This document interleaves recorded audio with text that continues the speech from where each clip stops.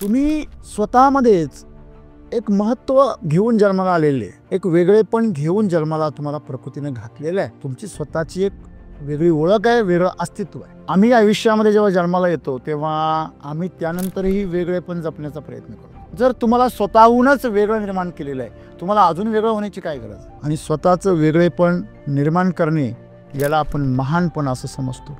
मनुष्याचं जीवन हे मूळतःच महान आहे, परंतु आम्ही जन्माला आल्यानंतर आम्हाला कोणीतरी सांगतं, अरे डॉक्टर हो, डॉक्टर फार चांगला असतो, अरे इंजिनियर हो, अरे कलेक्टर हो, अरे पैसेवाला हो, बिझनेसमॅन हो. म्हणजे आपल्याला जीवनामध्ये हेच कळत नाही की नेमकी हे जे आम्हाला सांगितलं जात आहे ते योग्य आहे की आम्हाला आतून वाटतंय ते योग्य आहे. प्रत्येकाला आतून वाटणारी गोष्ट वेगळी आहे आणि बाहेरून जी सांगितली जाते ती वेगळी आहे. आणि हाच सर्वात मोठा संघर्ष आहे. माझ्या आईवडिलांनी, समाजाने, माझ्या शिक्षकांनी, ह्या सर्वांनी मला जे काही माझ्यावर बिंबवले, ज्यांना मी आदर्श समजतो त्यांनी माझ्यावर जे बिंबवले ते महानता आहे की माझ्या आतमध्ये जो आवाज येतोय तो महानतेकडे मला घेऊन जाणार आहे, हेच मला कळत नाही. सर्वात पहिली गोष्ट महत्त्वाची म्हणजे तुम्ही स्वतः महानच आहात म्हणून तो जन्माला आलात. आकांक्षा जी आहे ती आकांक्षा म्हणजे तुमचं स्वतःचं काहीतरी वेगळं अस्तित्व आहे याचं लक्षण आहे. आकांक्षा स्वतःसाठी जर निर्माण केली तर तुमचं जीवन तुच्छ होऊन जातं. महानता म्हणजे जिनियस असणं, जिनियस म्हणजे ओरिजिनल. तुम्हाला ईश्वराने जसं ओरिजिनल बनवलं तसं जगणं म्हणजेच महानता. आपण जीवनामध्ये एक लक्षात ठेवा ना, माणसाच्या जीवनासाठी प्रकृतीने काय काय व्यवस्था करून ठेवली, परंतु माणसाने प्रकृतीसाठी काय व्यवस्था केली जाताना आज आमचं जीवन एवढं आदांतरी काय? कारण आमची प्रत्येक गोष्ट दुसऱ्यावर अवलंबून आहे. आमच्यावर कोणीच अवलंबून नाही आहे, आम्हीच दुसऱ्यावर अवलंबून आहे. ज्या दिवशी तुमच्यावर अवलंबून जीवन होईल लोकांचं, सर्वांचं, तेव्हा तुम्ही आपोआप महान बनता. मग तुमच्यावर जीवन लोकांचं अवलंबून कधी होईल? जेव्हा तुमची स्वतःचीच काही महत्त्वाकांक्षा नसेल, आकांक्षा नसेल. तुमची स्वतःची आकांक्षा नसली की दुसऱ्यांच्या आकांक्षेला महत्त्व प्राप्त होईल. तुम्ही कर्म तर करणारच आहे, श्वास तर घेणारच आहे, अन्न तर खाणारच आहे, काहीतरी काम करणार आहे, जगण्यासाठी उदरनिर्वाहासाठी तुम्ही काहीतरी करणारच आहात. पण हे सगळं करत असताना काहीच अपेक्षा जर नाही ठेवली तर ते महानत्व आहे. कारण तुम्ही जेव्हा काही कराल, काहीच अपेक्षा नसेल, जेव्हा तुम्ही कराल तेव्हा ते नक्कीच कोणाच्या तरी कल्याणासाठीच करा. माणूस होण्यापेक्षा महत्त्वाचं काय अजून? असं कधी आजपर्यंत एखादा मुलगा म्हटला का, नाही मला एक चांगला माणूस व्हायचं? असं आम्ही आमच्या पोराला कधी शिकवतच नाही. का रे बाबा, तू माणूस म्हणून जन्माला आलास हेच महानतोय, ह्याच्यापेक्षा अजून तुला काहीच व्हायची गरज नाही. एक चांगला माणूस हो आणि आभार मान त्या ईश्वराचे की मला माणूस म्हणून जन्म दिला. जो आहेस तू त्यालाच तू विसरलास, याला दुर्गती असं म्हणतात, यालाच छोटेपणा असं म्हणतात. तुम्हाला महान व्हायची गरज नाही, तुम्ही ऑलरेडी महानच आहे. जीवनामध्ये माझं काय ही जी आमची मानसिकता आहे त्या काळजीनेच आम्ही जीवन जगतो. महान बनणे म्हणजे तुम्ही आहे तसेच महान आहात. मग काय करा, तुम्ही काही अपेक्षाच करू नका. माझं हा विषय पहिला सोडून द्या, मग फक्त जीवनाचा आनंद घ्या.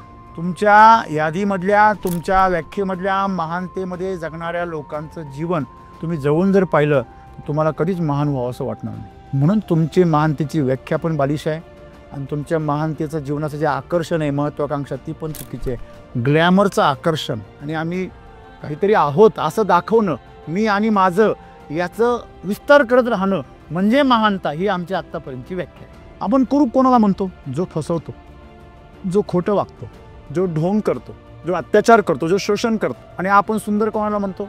जो सेवा करतो, जो अपेक्षा करत नाही, जो सगळ्या परिस्थितीमध्ये स्वतःला काय करतो, आपल्याला समजून घेतो. आपण चुकलो तरी आपल्याला समजून घेतो, आपण खूप चांगलं केलं तरी आपल्याला समजून घेतो. म्हणजे या गोष्टीमध्ये जो स्थिर असतो तो आपल्याला काय महान वाटतो. आणि तेच खरं महानत्व आहे. की तुम्हाला महान का बनायचं आहे हे प्रश्न ज्यावेळेस तुम्हाला पडतो की महान बनायचं आहे मला, कारण तुमच्या आत्म्याची इच्छा आहे की परमात्म्याला भेटायचं. मी जोपर्यंत शरीर आणि मनाच्या पलीकडे जाऊन विचार करत नाही, हे माझं सोडत नाही, तोपर्यंत तुम्हाला तुमच्या जीवनाची महानता, तुम्ही किती महान जीवन जन्माला घेऊन आलेले आहेत ते कळणारच नाही. तुमची भौतिक अवस्था, तुमची शारीरिक परिस्थिती, तुमच्याकडची संपत्ती, तुमच्याकडचा सन्मान, प्रतिष्ठा, या सगळ्या गोष्टींनी तुमची महानता ठरत नाही. तुमची महानता ठरते तुम्ही आतमध्ये किती प्रसन्न आहात, आतमध्ये किती समाधानी आहात. आणि हेच समाधान साधू संतांकडे असतं.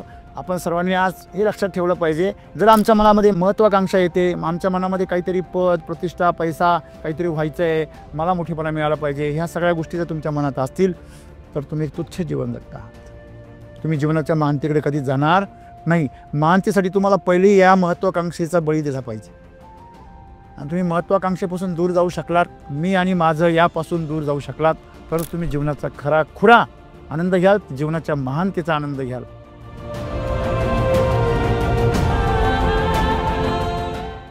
मित्रहो, जन्मतः लाखो करोडो शुक्राणूंमधून एक शुक्राणू त्या अंड्यापर्यंत पोहोचतो आणि त्यातून आपला जन्म होतो. खरं तर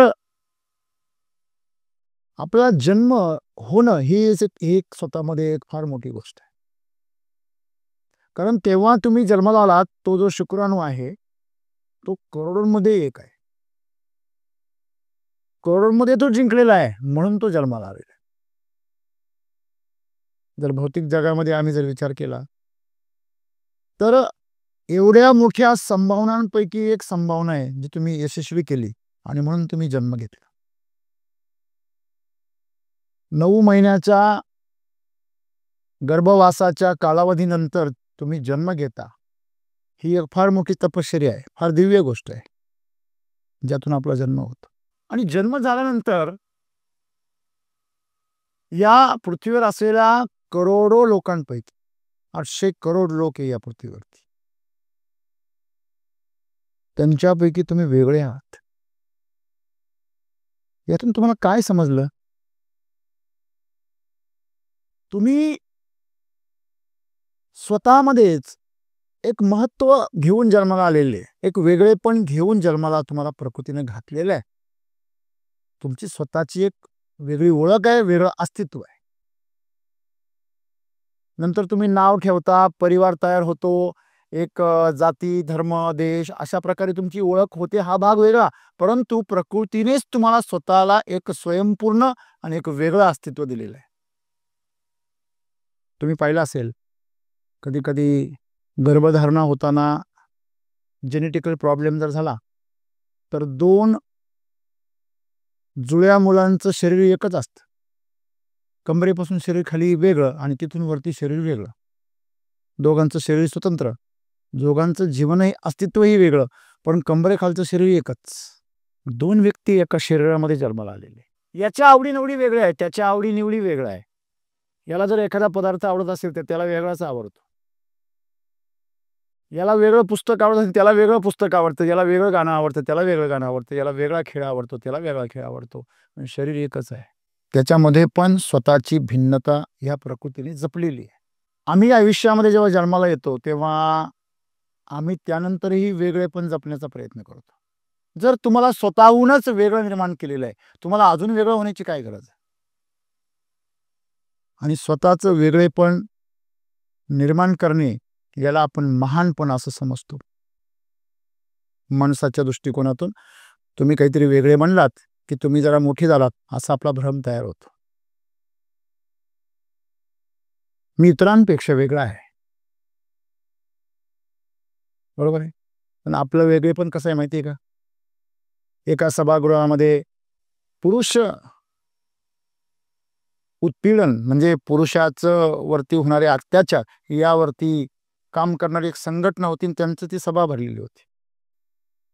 नाशिकमध्ये एक दिवस जेव्हा मी त्र्यंबकेश्वरला चाललो होतो तर समोरच्या गाडीवर असं लिहिलं होतं, पुरुष अत्याचार संरक्षण संघटना. म्हणजे पुरुषावर होणारे जे अत्याचार आहे त्याविषयी जर तुमच्यावर काही समस्या असेल तर आम्हाला संपर्क करा.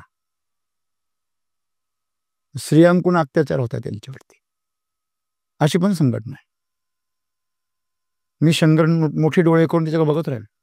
तर त्या सभेमध्ये जो नेता होता तो सांगत होता की आपण पुरुष आहोत, आपण आपला पुरुषार्थ, आपलं पुरुषत्व, आपला पुरुषी अहंकार आपण जपला पाहिजे. आपण स्त्रियांची कामं करायची नाही. आपण स्त्रियांना घाबरायचं काय कारण आहे? त्या सभागृहामध्ये त्यांनी पूर्ण 2 तास भाषण दिलं आणि सगळेजण असे जोशामध्ये आले. तो म्हणे, आता मला तपासायचं आहे की माझ्या भाषणाचा किती प्रभाव झाला, तुमचं प्रबोधन किती झालं. तो म्हणे, जे आपल्या पत्नीला घाबरत नाही किंवा इथून पुढे घाबरणार नाही अशांनी सर्वांनी उजव्या बाजूला या, आणि जे घाबरत आहेत आणि इथून पुढे घाबरणारे त्यांनी डाव्या बाजूला या. सगळेजण डाव्या बाजूला गेले. एकच उभा राहिला तिथे उजव्या बाजूला. तुम्ही मी घाबरत नाही अशा बाजूला उभा राहिला तो. याला आनंद झाला. गेल्या 5 वर्षापासून मी प्रबोधन करतो, पण मला पहिला माझा स्वतंत्र पुरुष मला भेटला आणि म्हणून तो आनंद साजरा करण्यासाठी म्हणून त्याला विचारायला गेला कौतुकाने, का हो महाशय, तुमचं अभिनंदन आहे. तुम्ही आमच्या पुरुष मुक्ती संघटनेचे पहिले असे सभासद आहात की ज्यांनी स्त्रीच्या भीतीपासून मुक्ती मिळवली. तुम्ही आहो थांबा थांबा, नेते तुमचा काहीतरी गैरसमज होते. म्हटलं काय झालं? म्हणे माझ्या बायकोनी मला घरून निघताना सांगितलेले गर्दीपासून दूर राहा, म्हणून इथं उभा आहे मी. जेव्हा निर्णय घेण्याची वेळ येईल तेव्हा गर्दीपासून दूर राहा. त्या गर्दीत जाऊन निर्णय घेऊ नका गर्दीचा. याची सर्दी किती वेगळी बघा. याला गर्दीची सर्दी आहे. अशा प्रकारचं आमचं जे काही आहे ना जीवन, हे अशा प्रकारची महानता आम्ही जपतोय. त्या महानतेमध्ये पण आमची लहानता आहे. महानता म्हणजे काय? जेव्हा जेव्हा तुम्हाला स्वतःला तुम्ही तुच्छ वाटता, लहान वाटता, कमजोर वाटता, अक्षम वाटता, खोटारडे वाटता, लाजिरवाणी अवस्था तुमच्यावर येते, त्याला लहानता, लहानपण असं म्हणतात. तुमच्यामध्ये तुच्छपणा आहे, लहानपणा आहे. तुम्हाला ईश्वराने एक वटवृक्ष होण्यासाठी जन्माला घातलं आणि तुम्ही काहीतरी बोनसाय होऊन जगू राहिले, किंवा तुम्ही अजूनही त्या बियामध्येच अडकलेले, बियातून बाहेरच पडायला तयार नाही. तुम्ही घाबरताय, बाहेर गेलो तर मेलो, मग आतमध्ये तू काय जिवंत आहे? बाहेर जाऊन, जसं एखादं जहाज समुद्रामध्ये गेल्यानंतरच त्याची खरी परीक्षा आहे, त्याचं खरं जीवन आहे. ते समुद्राच्या बंदरावर ज्यावेळेस राहिलेले ते सुरक्षित आहे, पण ते निरुपयोगी आहे. तसं बीजाच्या आतमध्ये त्याचं जीवन हे निरुपयोगी आहे, जोपर्यंत त्या मातीमध्ये ते अंकुरत नाही. ते मरण्याची फार मोठी भीती आहे, पण ते त्याचा जीवनच त्यासाठी. तसं मनुष्याचं जीवन हे मूळतःच महान आहे. परंतु आम्ही जन्माला आल्यानंतर आम्हाला कोणीतरी सांगतं, अरे डॉक्टर हो, डॉक्टर फार चांगला असतो, अरे इंजिनियर हो, अरे कलेक्टर हो, अरे पैसेवाला हो, बिझनेसमॅन हो. म्हणजे आपल्याला जीवनामध्ये हेच कळत नाही की नेमकी हे जे आम्हाला सांगितलं जात आहे ते योग्य आहे की आम्हाला आतून वाटतंय ते योग्य आहे. प्रत्येकाला आतून वाटणारी गोष्ट वेगळी आहे आणि बाहेरून जी सांगितली जाते ती वेगळी आहे, आणि हाच सर्वात मोठा संघर्ष आहे. माझ्या आईवडिलांनी, समाजाने, माझ्या शिक्षकांनी, ह्या सर्वांनी मला जे काही माझ्यावर बिंबवले, ज्यांना मी आदर्श समजतो त्यांनी माझ्यावर जे बिंबवले, ते महानता आहे की माझ्या आतमध्ये जो आवाज येतोय तो महानतेकडे मला घेऊन जाणार आहे, हेच मला कळत नाही. सर्वात पहिली गोष्ट महत्वाची म्हणजे तुम्ही स्वतः महानच आहात, म्हणून तो जन्माला आलात. मुळात तुमची तुलना जी आहे ती शरीराच्या आणि भौतिक स्तरावर आहे. एखाद्याकडे बघता, अरे तो तर माझ्यापेक्षा उंच आहे, मी छोटा आहे. तो माझ्यापेक्षा तब्येत चांगली आहे, मी आपला काटकोळा आहे. तो माझ्यापेक्षा सुंदर आहे, मी असाच आहे दिसायला, साधारण आहे. तो श्रीमंत जन्माला आलेला आहे, मी गरिबीत जन्माला आलेलो आहे.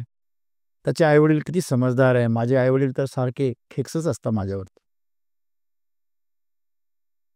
हे सगळं जे आहे हे आम्ही ज्यावेळेस तुलना करतो हे शरीराच्या आणि भौतिक स्तराच्या पातळीवर करतो, पण आम्हाला हे कळत नाही हे सगळं निर्माण करणारा जो आहे तो आतमध्ये आहे आणि तो सर्वशक्तिमान आहे. आकांक्षा शरीराला नाही, मनाला. मतिमंद माणूस असतो ना, त्याचं मन सक्षम नसतं, त्याला स्वतःची वेगळी काही आकांक्षा नाही, बरोबर आहे. मग त्याच्याकडे आकांक्षाच नाही तर त्याच्या जीवनामध्ये चैतन्य पण नसतं. तो दिव्या भाकरीचा सांगितल्या कामाचा सांगकामे असतो बऱ्यापैकी, आणि सांगकामे जी मंडळी आहे ती सगळी मतिमंद मंडळीच असते जी सांगकामी असते. अर्थात आपण थोडे महान सांगकामे आहे, आपण पण सांगकामीच आहे, परंतु जरा आपण स्वतःच्या बुद्धीने काम करतो, आपण पण थोडंसं स्वतःच्या बुद्धीने पण रेटतो थोडंसं. तुला काय वाटलं, इंजिनियर चांगलं आहे का? नाही, मेकॅनिकल इंजिनियर चांगले, सिव्हिल नाही. थोडं डोकं आपलं चालवतो. हे जे काही मतिमंदपणा आहे तो शरीराच्या मनाच्या पातळीवर जो आहे, तसं एखाद्याला जर डायबिटीज झाला किंवा पॅरालिसिस झाला तर त्याला संवेदना कळत नाही लवकर.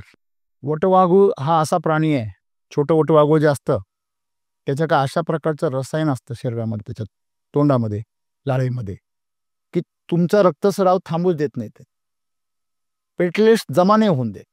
आणि दुसरी गोष्ट, तिथल्या ज्या चेतासंस्था आहे त्या चेता पेशींना बधीर करतात. त्याच्या का अशा प्रकारचं न्यूरोटॉक्सिक केमिकल असतं. तर तुम्हाला जर तुमच्या शरीराला ते जर एखाद्या प्राण्याच्या शरीराला ते जर जखम करून त्याचं रक्त शोषण करत असेल तर त्या प्राण्याला कधीच कळत नाही. तसं आपण लक्षात ठेवायचंय, जो मतिमंदपणा आहे तुम्ही शरीराच्या पातळीवर जर जगलात तर तो तिथं असणारच आहे, कारण त्याचं गुणधर्मच जडत्व आहे, जडपणा आहे त्याच्या अंगामध्ये. मला सांगा, दगड आहे, तो किती मतिमंद असतो. माणसाला सुद्धा कधी म्हणतो, हे दगड आहेस का तू, हे दगड्या. तुम्हाला शिक्षक कधीतरी म्हटले असतील. त्यांचा बोलण्याचा उद्देश काय आहे, ह्याच्यावर काही परिणामच होत नाही, गतीच घेत नाही. हा गतिमंद आहे, बरोबर आहे. थोडक्यात सांगायचं काय, की महानतेची जी व्याख्या आम्ही करतोय, एक मतिमंद माणूस महानतेची व्याख्या करतोय, कशी करेल. हॅलो, एखाद्या गरीबाला जर विचारलं का रे बाबा तुला किती पैसे पाहिजे, तो फार डेअरिंग करून लाखापर्यंत जाईल, फार डेअरिंग धाडस करून तो लाखांपर्यंत जाईल. तुम्ही तोच प्रश्न तुम्ही एखाद्या जर करोडपतीला विचारला तो अब्जामध्ये जाईल. तुम्ही एखाद्या गरीबाच्या मुलाला विचारलं तुला काय पाहिजे रे बाळा, तो म्हणतो मला लाडू पाहिजे. तुम्ही तेच जर एखाद्या श्रीमंत मुलाला विचारलं काय बाळा तुला काय पाहिजे, मला पायलट व्हायचंय, मला विमान पाहिजे. त्याच्या त्या गरजा पूर्ण झालेल्या आहे, त्याच्यामुळे ते पुढच्या स्तराला पण आकांक्षा आहे. कळलं का तुम्हाला. आणि मग आकांक्षा जी आहे ती आकांक्षा म्हणजे तुमचं स्वतःचं काहीतरी वेगळं अस्तित्व आहे याचं लक्षण आहे. परंतु आकांक्षा कशाची पाहिजे, आकांक्षा स्वतःसाठी जर निर्माण केली तर तुमचं जीवन तुच्छ होऊन जातं. आता मला सांगा, तुम्हाला एवढं सुंदर जीवन भेटलंय, एवढं सुंदर शरीर भेटलंय, एवढं सुंदर तुम्हाला सृष्टी भेटली, अजून तरी तुम्हाला हवंच आहे.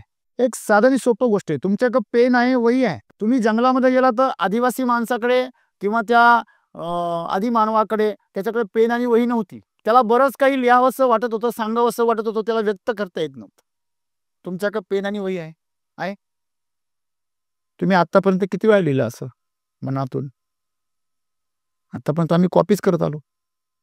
पुस्तकात लिहिलंय ते तुम्ही त्याच्यामध्ये लिहिता, कशामध्ये, उत्तरपत्रिकेमध्ये. आतापर्यंत काही प्रश्नपत्रिका सोडवल्या, परंतु एकही उत्तर आम्ही स्वतःच लिहिलं नाही.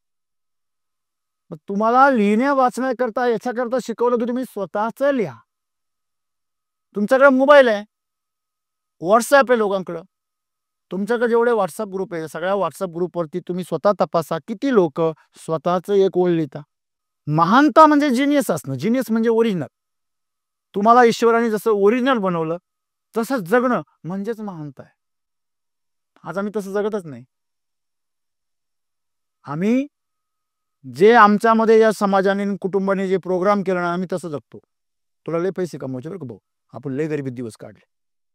भाऊ पैशाचं माग, भाऊला 1,00,000 आले वर्षाला तरी भाऊ तसाच, भाऊला 10,00,000 आले तरी भाऊ तसाच.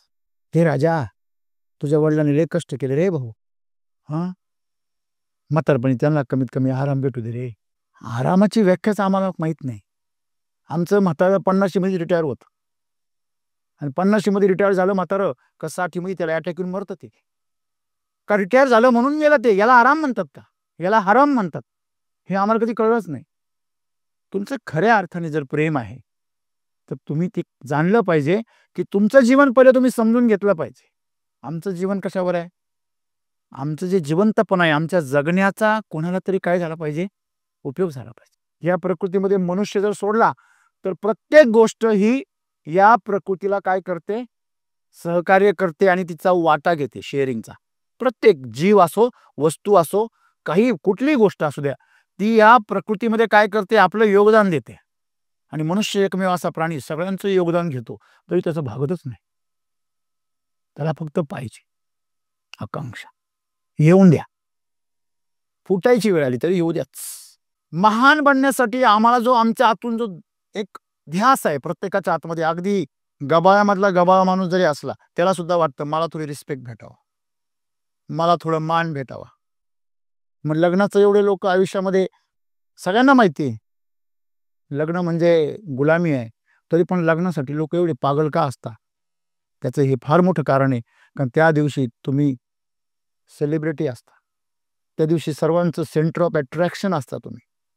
त्या दिवशी तुमच्या आयुष्यातला सर्वात मोठा दिवस म्हणजे लग्न असतं. का? कारण तेवढा एकच दिवस आहे आयुष्यामध्ये ज्या दिवशी लोक तुमच्याकडे बघता, तुमचं ऐकता, तुमच्या सेवेसाठी हजर असता, अभिनंदन करता.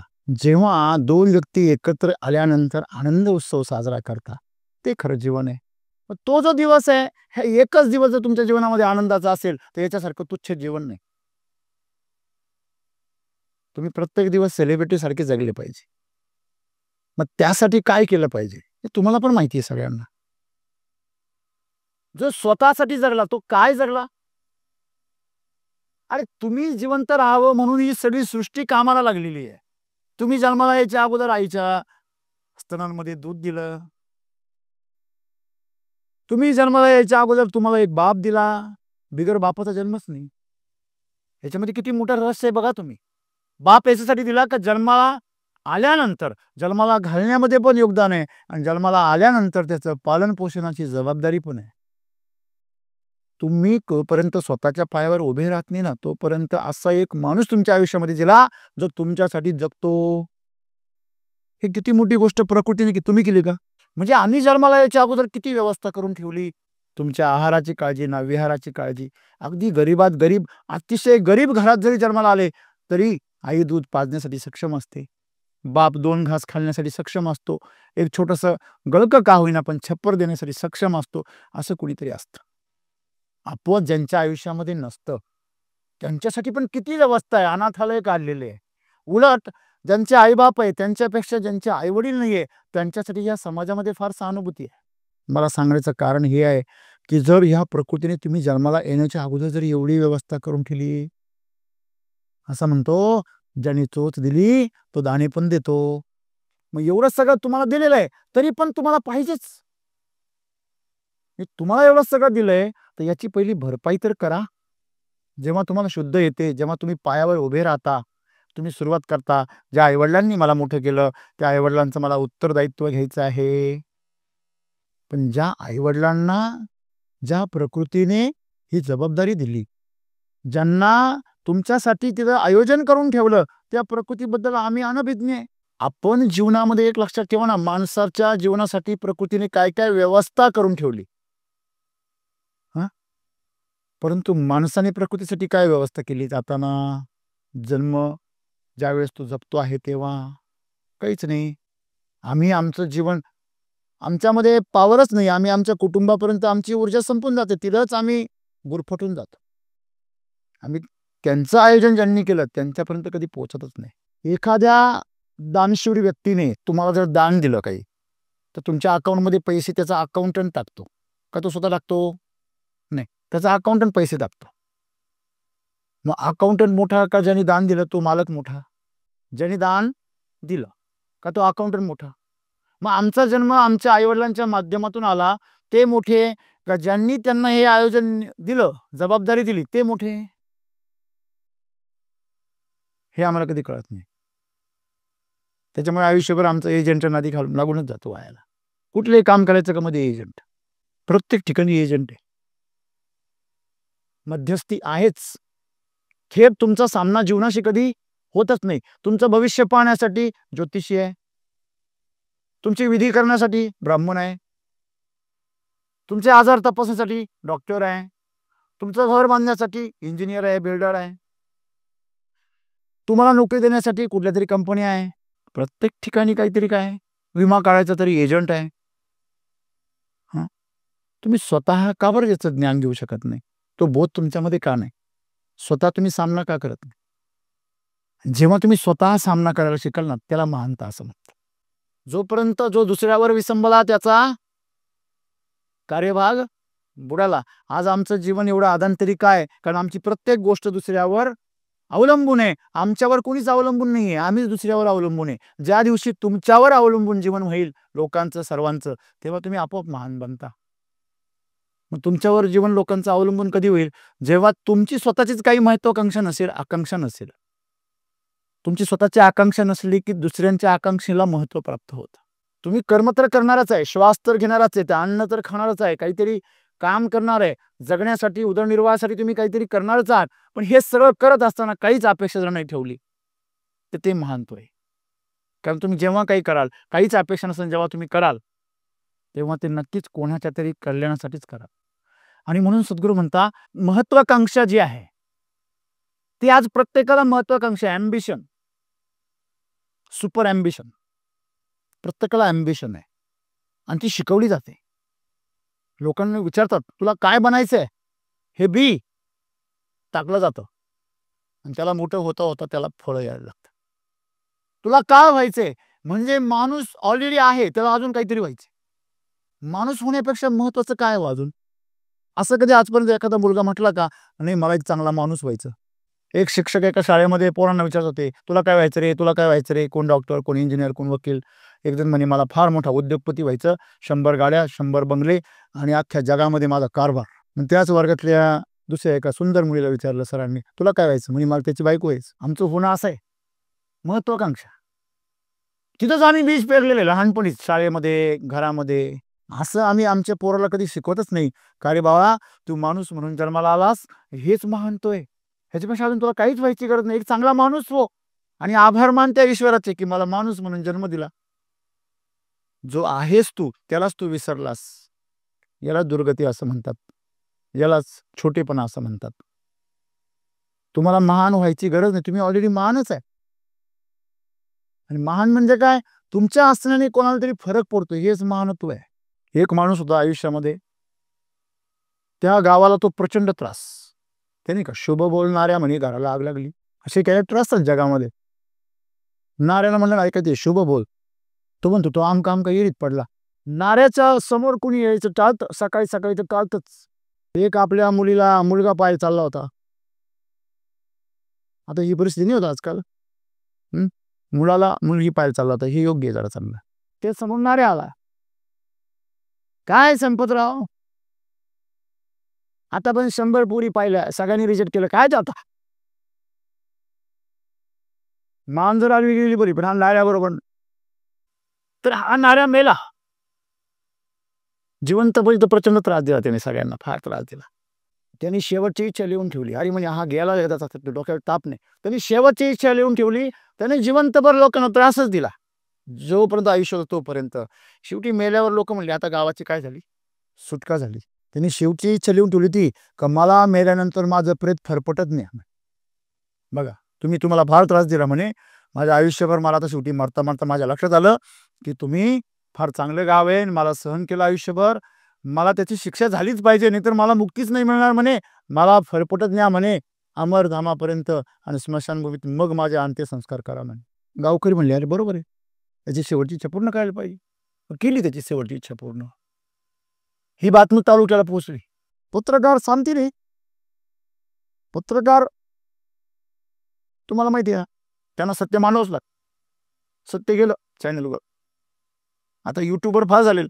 अख्खा पोलीस ताफा आला, अख्ख्या गावावर केस, अख्खी आत्महत्या, मेल्यावर सुद्धा सोडलं नाही तरी का.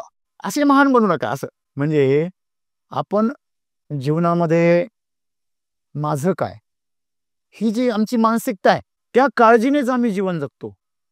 आम्ही एक सुद्धा गोष्ट, श्वास सुद्धा आम्ही याच्याकरता घेतो की नाही प्राणायाम केल्यावर जरा रोग येत नाही, आजार होत नाही, म्हणून पैसे वाचतील, आजाराचे ट्रीटमेंटचे पैसे वाचतील,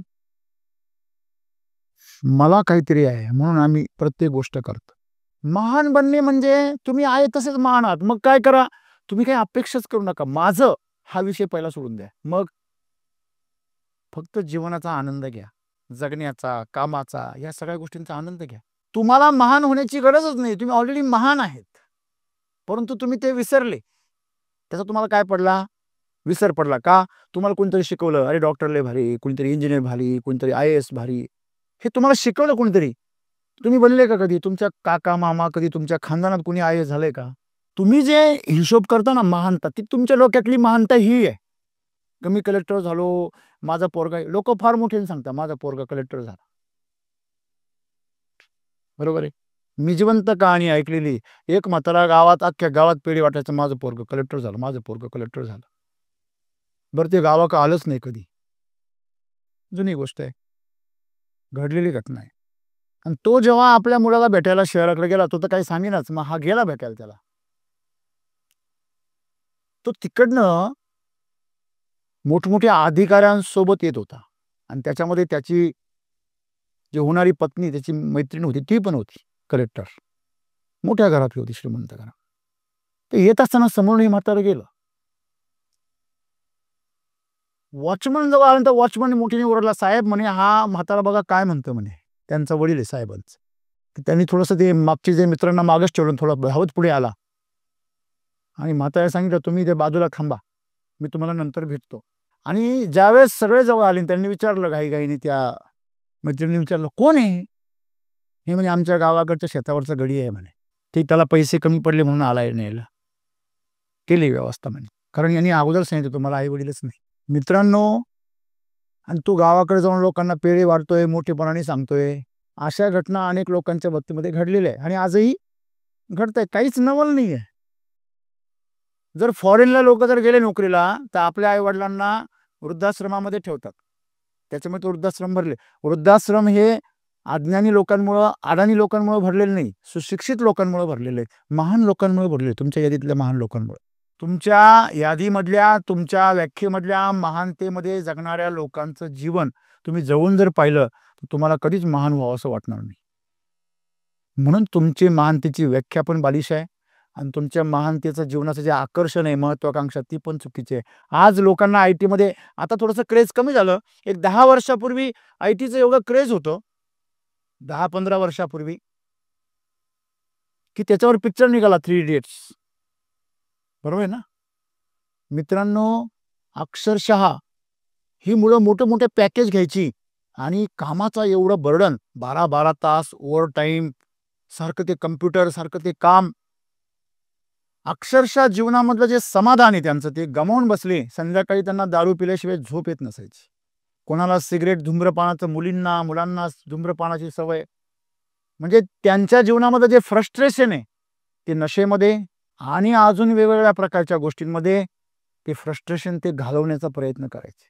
त्यांचं जीवनच नष्ट होऊन गेलं. त्यांच्या जीवनामध्ये जे समाधान आहे, शांतता आहे, जी दिव्यता आहे, जो आनंद आहे, ह्याचा अनुभवच नाही राहिला.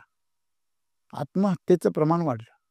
काहीच कारण नाही. आय-टीमधल्या टॉप क्लास लेव्हलला असलेल्या मुलीने आत्महत्या केली, मुलाने आत्महत्या केली, अशा बातम्या आम्ही ऐकतो. हे याच गोष्टीचं कारण आहे. कारण महानतेची व्याख्या आम्ही काय केली? नोकरीला लागले, पॅकेज मिळालं, लगेच मोठा व्हिला घेतला, लगेच गाडी घेतली. म्हणजे ग्लॅमरचं आकर्षण आणि आम्ही काहीतरी आहोत असं दाखवणं, मी आणि माझं, याचं विस्तार करत राहणं म्हणजे महानता, ही आमची आत्तापर्यंतची व्याख्या आहे. मी, माझं आणि माझी महत्वाकांक्षा, मी काहीतरी मिळवलं, या पदावर मी पोहोचलो, या लेव्हलला पोहोचलो, पण तिथं पोहोचून मला समाधान आहे का? प्रत्येक माणूस बाहेरच्या जगामध्ये सजून, नटून, थटून, चांगला चेहरा घेऊन, चांगला चेहरा बनवून, हावभाव करून आणि सभ्यतेने वागतो. पण तो तसा आहे का? हे कधी कळतं? संकट काळामध्ये कळतं. त्याच्याशी जेव्हा वैयक्तिक संबंध येतात, तेव्हा कळतं तो किती कुरूप आहे. आपण कुरूप कोणाला म्हणतो? जो फसवतो, जो खोटं वागतो, जो ढोंग करतो, जो अत्याचार करतो, जो शोषण करतो. आणि आपण सुंदर कोणाला म्हणतो? जो सेवा करतो, जो अपेक्षा करत नाही, जो सगळ्या परिस्थितीमध्ये स्वतःला काय करतो, आपल्याला समजून घेतो. आपण चुकलो तरी आपल्याला समजून घेतो, आपण खूप चांगलं केलं तरी आपल्याला समजून घेतो. म्हणजे या गोष्टीमध्ये जो स्थिर असतो, तो आपल्याला काय महान वाटतो आणि तेच खरं महानत्व आहे. मग सद्गुरू म्हणता, की तुम्हाला महान का बनायचंय? हे प्रश्न ज्यावेळेस तुम्हाला पडतो, की महान बनायचंय मला, कारण तुमच्या आत्म्याची इच्छा आहे, की परमात्म्याला भेटायचंय. बियाची इच्छा आहे, की मला वटवृक्ष व्हायचंय. तसं तुमची प्रत्येकाच्या आतमध्ये ऊर्जेची, तुमच्या थेंबाची अपेक्षा आहे, की मला समुद्राला भेटायचंय. कारण तुमचं खरं अस्तित्व काय आहे? समुद्र आहे. तुम्ही ऑलरेडी समुद्राचे, फक्त थेंब तुमचा इकडे आला. बरोबर आहे ना? मग ते परत त्या समुद्रात जायची त्याला काय असते? तुम्हाला कशी घरी जायची ओढ असते, तशी त्याला बी त्याच्या घरी जायची ओढ आहे. मग घरी जाताना त्याला तो इतर थेंबांना एकत्र करून महान बनण्याचा प्रयत्न करतो. कारण थेंब कधी पण उडून जाऊ शकतो. म्हणून महान बनण्याची ही जी आंतरिक इच्छा आहे, ती नॅचरल आहे, नैसर्गिक आहे. मग तुम्ही पैसे कमवून मोठं बनायचा प्रयत्न कराल, प्रतिष्ठा मिळवून मोठं बनायचा प्रयत्न कराल, लोकांना मी किती सुखी आहे, माझ्याकडे काय काय आहे हे दाखवून, काही जणांना स्वतःची बायको फार श्रीमंत आहे याचा पण अहंकार राहतो, मोठेपणा. म्हणजे महत्वाकांक्षेच्या बाबतीमध्ये महत्वाकांक्षा ही अहंकाराची मोठी मुलगी आहे आणि छोटी मुलगी आकांक्षा आहे. बरोबर आहे. मग ही जी महत्वाकांक्षा आहे की मला हे मिळवायचंच आहे, त्या महत्वाकांक्षेसाठी मी सर्व गोष्टींचा त्याग करेल, सगळ्यांचा बळी देईल, नात्यांचा बळी देईल, समाधानाचा बळी देईल, सत्याचा बळी देईल, माझ्याकडे असलेल्या ज्ञानाचा बळी, सगळ्यांचं मी किंमत मोजेल, पण माझी महत्वाकांक्षा पूर्ण झालीच पाहिजे. अशा प्रकारच्या अँबिशियस लोकांनी या समाजाचं आणि ह्या जीवनाचं काय केलंय, नरक बनवलेलं आहे. मी माझ्या आईच्या नावाने शिवी दिली, माझ्या बापाच्या नावाने शिवी दिली, मी तुला सोडणार नाही. हा घरी गेलो आई वडिलांना विचारी सुद्धा नाही. ते बिचारे कष्ट करून खाता, हे त्यांनी कष्ट करून कमावलेले पैसे बघ घेऊन येऊन इकडे मोबाईलमध्ये उडवतो आणि शिवी दिले तर एवढा राग येतो. तुला तुझ्या आईवडिलांची कदर नाही, त्यांच्या शिवीचा तुला राग आला, म्हणजे राग तुला आईवडिलांचा नाही आला, मग कोणाचा आला? तुझ्या अहंकाराचा आलेला आहे. हे एवढं सोपं आहे ते. म्हणून आपण हे लक्षात ठेवलं पाहिजे की आपण आज आपल्याला जे शिकवलं गेलं की महत्वाकांक्षा पाहिजे, तुमच्याकडे काहीतरी तुमच्याकडे ॲम्बिशन पाहिजे. अरे काही ॲम्बिशनच तुझ्या आयुष्यामध्ये? निष्क्रिय आणि सामान्य जीवन जगणाऱ्या माणसाला पेटवण्यासाठी हा हत्यार म्हणून याचा वापर केला जातो.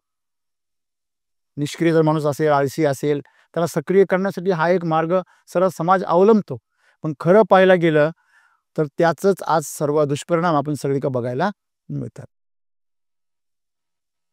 शांतता आणि आळस ह्याच्यामध्ये काय फरक आहे, हा फरक न कळल्यामुळे हा गोंधळ होतो. शांतता म्हणजे सगळं करण्याची क्षमता आहे आणि सगळं काही करतो पण आहे, पण आतमध्ये शांत आहे. तुमचं बुद्धी सक्रिय असायला पाहिजे आणि तुमचं अंतःकरण काय असायला पाहिजे, शांत असायला पाहिजे. आमचं उलट आहे, आमची बुद्धी शांत होते, डोकं बंद होतं आणि आमच्या भावनांचा वेग वाढतो. आम्हाला हे लक्षात ठेवलं पाहिजे, बुद्धी आमची सक्रिय पाहिजे, नेहमी प्रचंड सक्रिय पाहिजे, आणि अंतःकरण मन मात्र कसं पाहिजे, शांत पाहिजे. बघा बरं, जे लोक फार टॅलेंटेड असतात त्यांचं मन जे मी ते विचलित नाही होत. धोनीचं आम्ही एवढं नाव का बरं काढतो, मोदींचं आम्ही एवढं नाव का काढतो? तुम्ही कधी मोदी रागावलेले पाहिले का, असे ओरडलेले वगैरे असे? धोनी तुम्ही कधी चिडलेला पाहिला का? नाही, शांत. मग त्याची जी शांतता आहे ती त्याच्या निर्णयामधून, त्याच्या कर्तृत्वातून बाहेर पडते, त्याची ताकद आहे. आपण लगेच काय म्हणतो, लगेच तापतो, लगेच आपली प्रतिक्रिया लगेच जाहीर करतो. मग महान व्यक्ती काय करतो, प्रतिक्रिया करत नाही, प्रतिसाद देतो. महान व्यक्ती आतून शांत राहतो, वरून सक्रिय राहतो. आळशी माणूस हा आतून मतिमंद राहतो आणि बाहेरून एकदम शांत राहतो. भौतिकदृष्ट्या सक्रिय राहणं गरजेचं आहे आणि आत्मिकदृष्ट्या शांत होणं गरजेचं आहे. तुम्ही कसे आहात, तुम्ही स्वतःला विचारा. आम्ही बाहेरून शांत दिसतो, आतमध्ये ज्वालामुखी धक्का देत असतो. ए बोल, काहीतरी बोल, कर काहीतरी, तुझं काय, तुझं काय, सगळ्यांना प्रमोशन भेटलं, तुझं काय? मग जीवन तुमचं असं दुर्दैव आहे. महत्वाकांक्षा बाळगूनही माणूस शांत दिसला का समजायचं हा बॉम्ब आहे, हा कधी बी फुटू शकतो. बरोबर आहे. आणि तो फुटला की स्वतः तर भ्रष्ट उद्ध्वस्त होतोच, पण आजूबाजूला उद्ध्वस्त करून टाकतो. त्याची इच्छा स्थिर असते, आजूबाजूला पण मी नाही तर कोणीच नाही. त्याचं जे त्रागा आहे तो पण मीचाच आहे. मी, माझं अस्तित्व मान्य नाही, तुमचं अस्तित्व मी ठेवणार नाही, यालाच आतंकवादी असं म्हणतात. मग तुम्ही आतंकवादी म्हणून आहात का आतमध्ये? फक्त तुम्ही छोटे आतंकवादी आहात. तुम्ही समाजाला त्रास देत नाही, तुम्ही घरच्यांना त्रास देता. तुमच्याला जवळ आहे त्याला त्रास देता. त्याला कळतं याला त्रास होतोय, त्याला वाटतं बरं वाटतं, याला त्रास होतोय. मग ही जी आमच्या जीवनाची व्याख्या आहे ना, म्हणून सद्गुरू आम्हाला सांगता की महानता होण्यासाठी आज तुम्ही जे काही समजा, आता मगाशी एक प्रश्न विचारला की ज्यांना आम्ही महान समजतो, साधू संत, किंवा यांना किती त्रास आहे, यांना किती वेदना आहे, मग आयुष्यभर यांना एवढं छळलं जातं आणि तरी पण हे ते त्यांचा मार्ग सोडत नाही आणि मग ते जीवनभर त्रास आणि सगळ्या प्रकारचे संकट, परेशानी सगळं झेलतात. त्यांना कधी शांततेने आराम मिळू देत नाही. तर मग ह्या अशा मानतेमध्ये काय स्वारस्य आहे? मला सांगा, आता जी आई झालेली आहे तिला विचारा तुम्ही की गरोदरपणाच्या आणि बाळंतपणाच्या वेदना काय असतात, पण तरी पण तिला आई व्हायचंच आहे. का? त्या वेदनांमध्ये सुद्धा काय आहे? आनंद आहे, समाधान आहे. आई न झालेलं आणि आई होतानाचं दुःख, या दोन दुःखांमध्ये जर विचारलं तुम्ही स्त्रियांना तर ते काय सांगतील? आई होण्याचं दुःख मला पसंत आहे, ते माझा आनंद आहे. या साधू संतांकडे, यांच्याकडे तुम्हाला बाहेरून वाटतं की त्यांना त्रास होऊ राहिला, त्यांचा आनंदच त्याच्यामध्ये आहे. हे तुमची व्याख्या आहे. एखाद्याचा कामामध्ये एवढा आनंद असतो, एखाद्याला त्या मिलिटरीमध्ये गेल्यानंतर त्याला कमांडो व्हायचंय, तर त्याला एवढा त्याच्यामध्ये इच्छा असते आतून की त्या कमांडो होण्यासाठीचा जो त्रास आहे तो त्याला आनंद देतो. फटके ज्यावेळेस बसता त्यावेळेस त्याची सहनशीलता वाढल्याचा त्याला आनंद, त्रास त्याला होतो, वेदना होतात शरीराला, पण त्याचं मन मात्र आनंदी असतं. हे आम्हाला कळत नाही. ज्याला तिखट आवडतं ते असं चॉम चॉम चॉम मिरच्या खातं. खातं का नाही?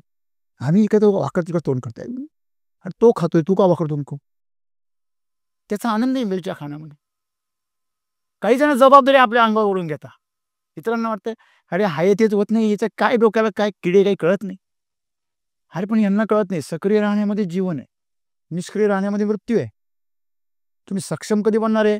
जेव्हा तुम्ही जबाबदाऱ्या घेणार आहे स्वतःवर ओढून, स्वतःहून. मग हे जे आहे ना, हे आम्हाला भेद कळत नाही, कारण आमची बुद्धिमत्ता तेवढी परिपक्व नाही. आपण स्वतःच्याकडे बघत नाही, सगळं बाहेर बघतो. स्वतःकडे न बघणं हाच तुच्छपणा आहे. स्वतःकडे बघा आणि त्याप्रमाणे सुंदर जीवन जगा, महानता याच्यामध्येच आहे. आणि म्हणून सद्गुरू असं म्हणता की जीवनामध्ये महत्वाकांक्षेची गरज त्याच लोकांना पडते जे अहंकारी असतात, ज्यांना जगापेक्षा वेगळं व्हायचंय, या प्रकृतीने केलेले उपकार ज्यांना मान्यच नाहीये.